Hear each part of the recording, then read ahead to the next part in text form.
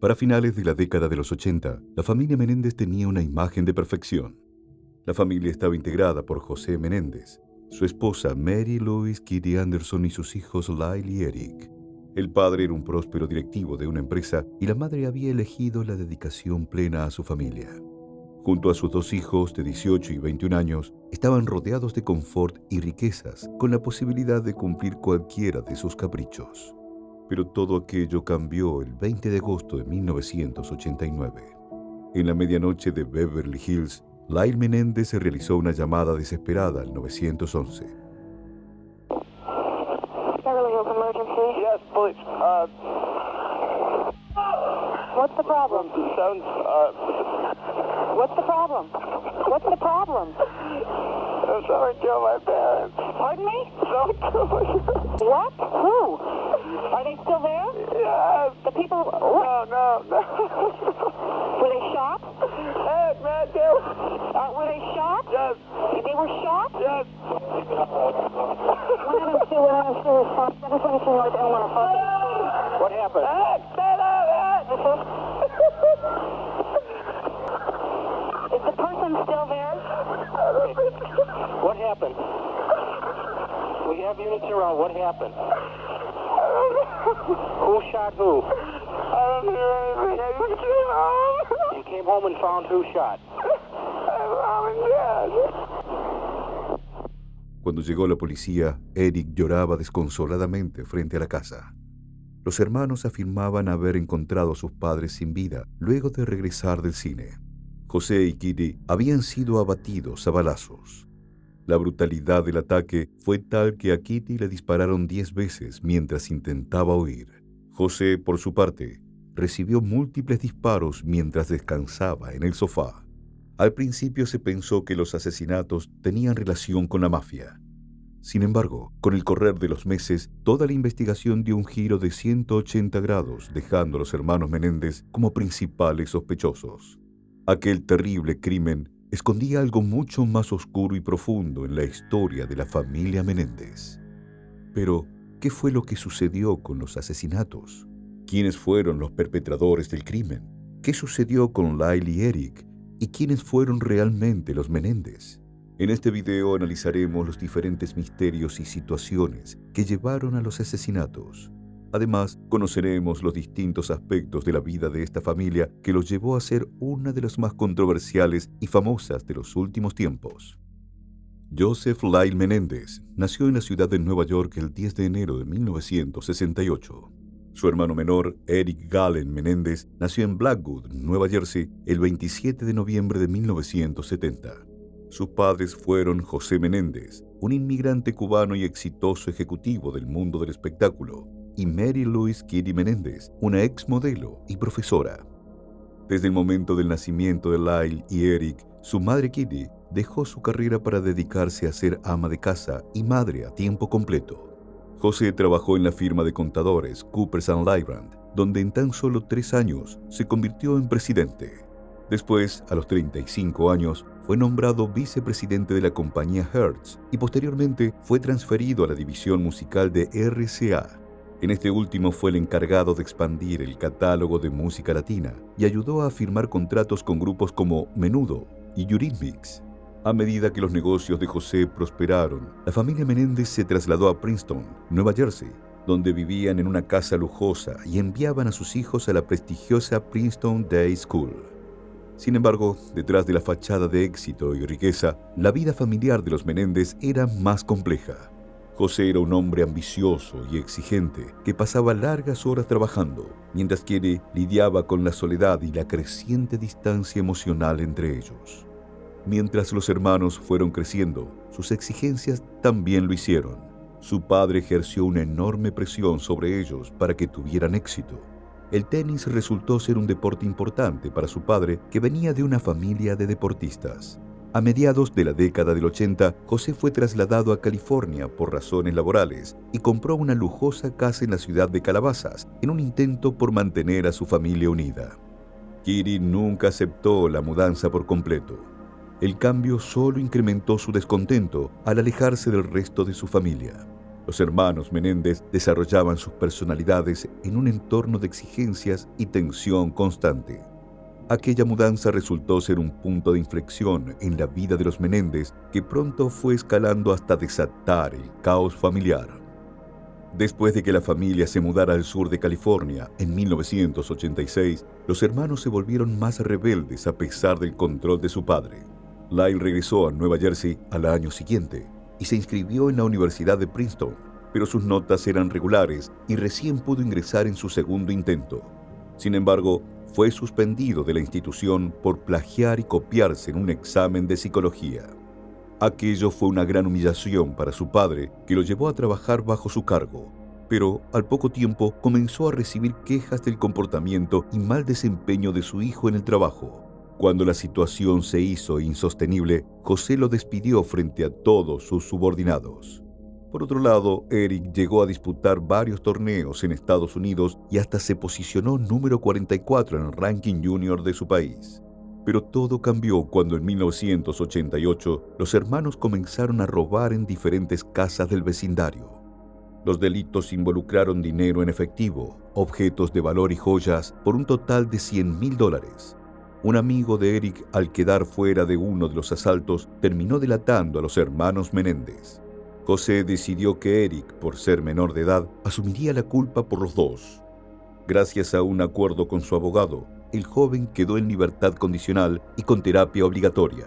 Eric empezó a ver al doctor Jerome Ociel.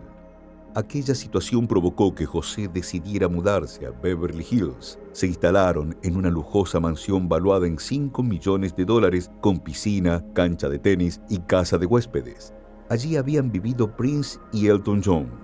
A los hermanos Menéndez no le faltaba nada material. Sin embargo, en su interior tenían una gran carencia. No habían experimentado jamás el verdadero cariño de sus padres. Pronto este nuevo hogar se convertiría en testigo de uno de los episodios más terribles de la historia familiar. El 18 de agosto de 1989, Lyle y Eric realizaron un viaje al sur de California, pero no se trataba de un día de descanso ni paseo. Estaban tramando algo y su objetivo era conseguir armas. Los hermanos compraron escopetas Mossberg calibre 12 y luego regresaron a Beverly Hills. Las excentricidades estaban a la orden del día en la peculiar familia. Al día siguiente, los Menéndez alquilaron un barco y realizaron un viaje de pesca de tiburones. Aquel plan duró todo el día.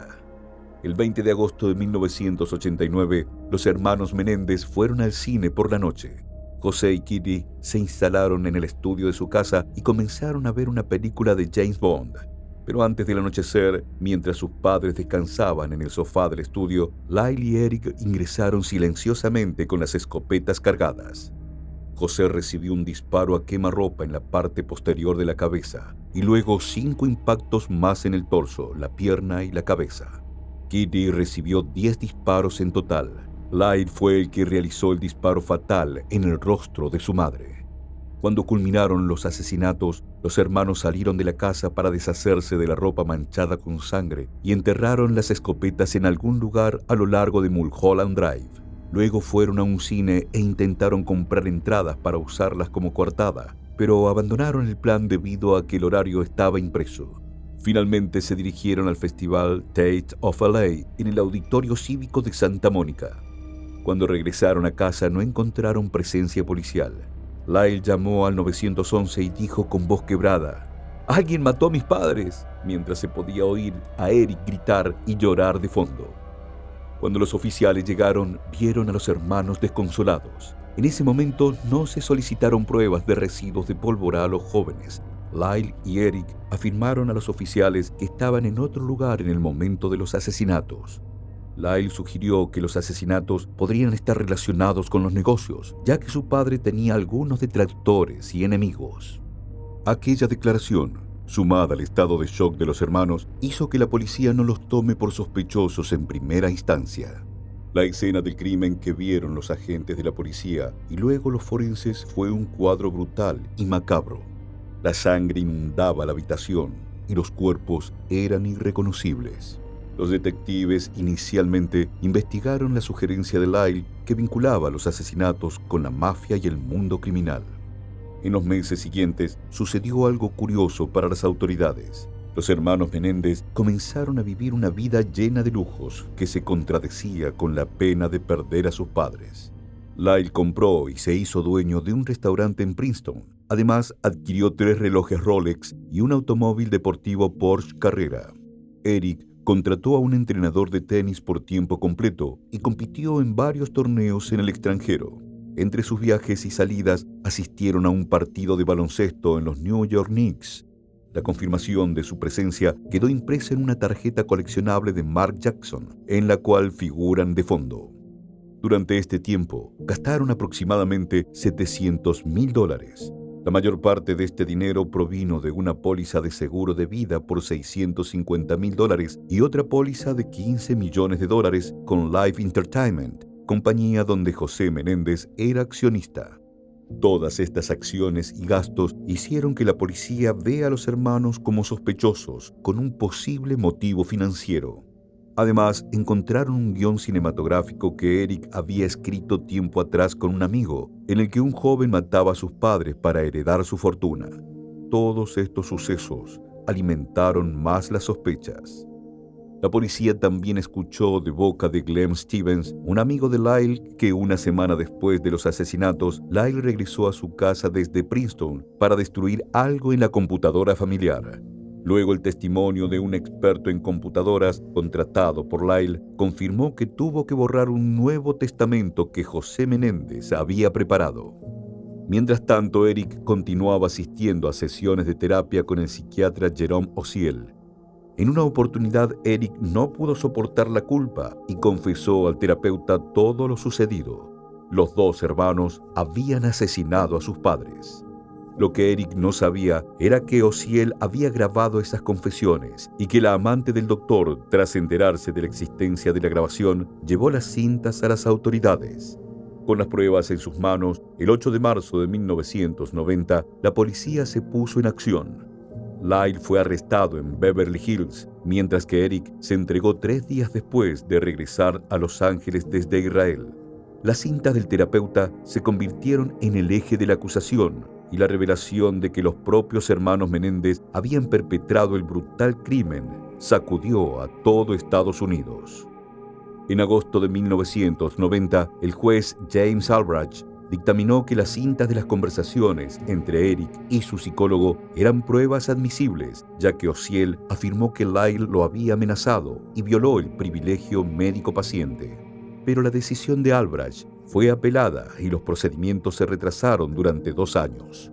La Corte Suprema de California dictaminó en agosto de 1992 que la mayoría de las cintas eran admisibles, con la excepción de una cinta en la que Eric discutía los asesinatos.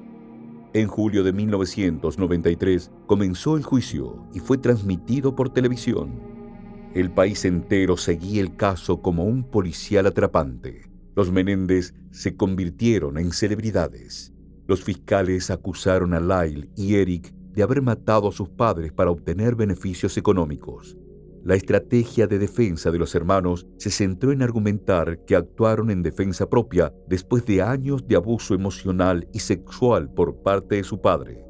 En varias oportunidades, Lyle y Eric relataron estos episodios de abusos entre lágrimas y llantos contenidos. Did your father have sexual contact with you? Yes. We would be in the bathroom and have oral sex with him.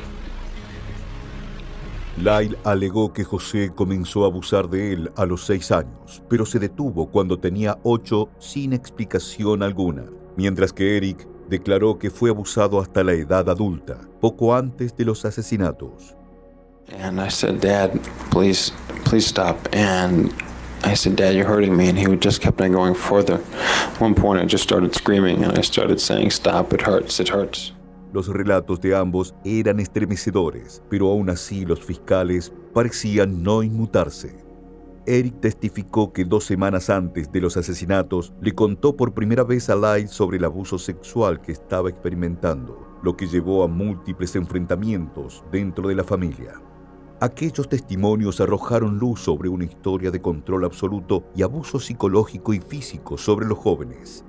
Con respecto a Kid y su madre, Lyle testificó que en algunas oportunidades le confesó sobre los abusos de su padre, pero ella siempre negaba todo y le afirmaba que su padre los amaba demasiado. Ambos veredictos para los hermanos estuvieron divididos por género.